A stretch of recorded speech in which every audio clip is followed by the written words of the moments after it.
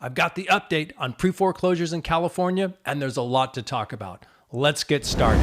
Hi, this is Warren Oberholser. Beginning of this week, I released some information on the increase on pre-foreclosures in California.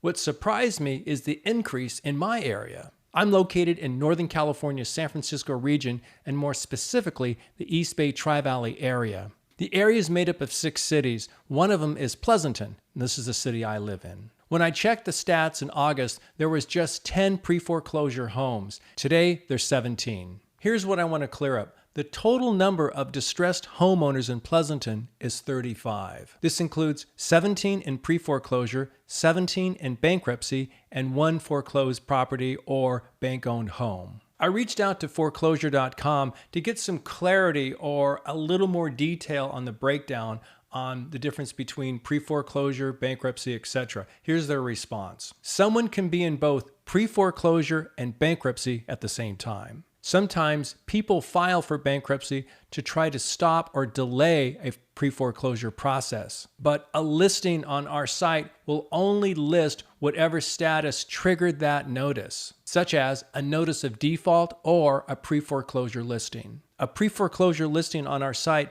does not mean that there is nothing else owed or going on with the property. So it could have a second mortgage, which could lead to another pre-foreclosure filing or a bankruptcy, tax lien, or other legal issues. So that we can get as much details as possible, I'm going to include bankruptcy data on the properties in the city we're looking at.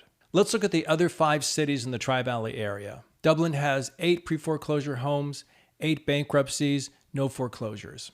Livermore, 15 pre-foreclosures, 22 bankruptcies, again, no foreclosures. San Ramon, 18 pre-foreclosures, 23 bankruptcies, again, no foreclosures. Danville, we're looking at 11 pre-foreclosures, 11 bankruptcies, and no foreclosures.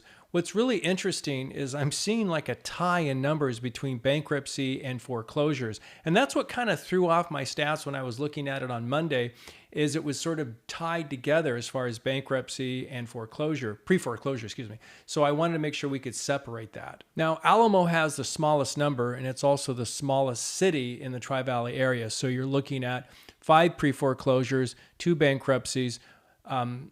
This is what's interesting. 1 sheriff's sale, which is a trustee sale coming up. And I checked the records, it's coming up in November. That's when the property actually goes to the courthouse for sale. And there's no foreclosures on this city. I now want to switch gears and go to the greater Sacramento area and look at Roseville. Roseville has 48 pre-foreclosures, 116 bankruptcies, 2 actual bank-owned properties, and 1 shadow inventory, 1 property in shadow inventory. And what shadow inventory means is the bank has taken it over, but it hasn't listed it on the MLS for sale yet.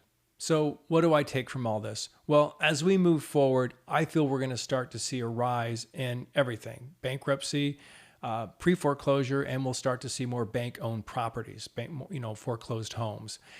Given the fact that the CARES Act, and this is what came about in 2020 to give relief to those homeowners who were getting, who had issues because of COVID, whether they couldn't make their house payment or they lost their job or whatever, that has gone away. As far as eviction moratorium, that too has resolved. Now, keep in mind that a city and county can still keep that in place.